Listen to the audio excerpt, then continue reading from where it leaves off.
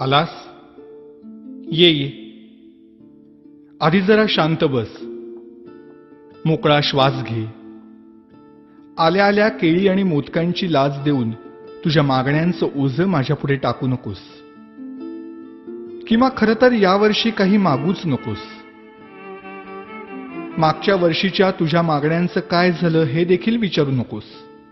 कारण कितीही मागण्या पूर्ण केल्या तरी तुमच्या अपेक्षा वाढतच जातात.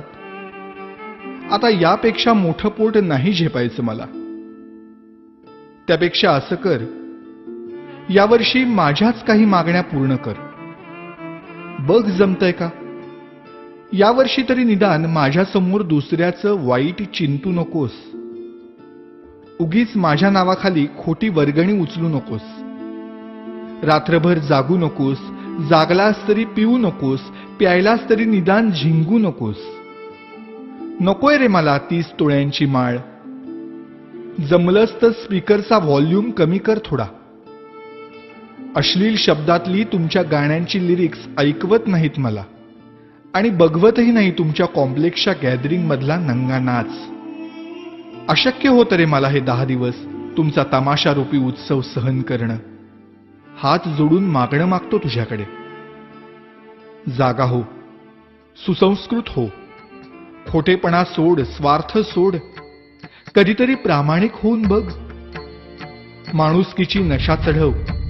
परोपकाराची झिंग चढव. 100% मेहनत कर. स्वतःला ईश्वरी अंश मानणाऱ्या लोकांपासून सावध राहा. त्यांच्या आधाराने जगण्याचा प्रयत्न करून स्वतःतला आत्मविश्वास हरवून बसण्यापेक्षा तुझ्यातलं देवत्व मनापासून जप. दहशतीने जग जिंकण्यापेक्षा प्रेमाने मन जिंक. श्रीमंतांचे जोडे पुसण्यापेक्षा गरिबांचे पाय धु. पैशांनी श्रीमंत होण्यापेक्षा मनाने श्रीमंत हो. बघ आता यातलं किती तुला झेपतंय. रागावू नकोस भक्ता.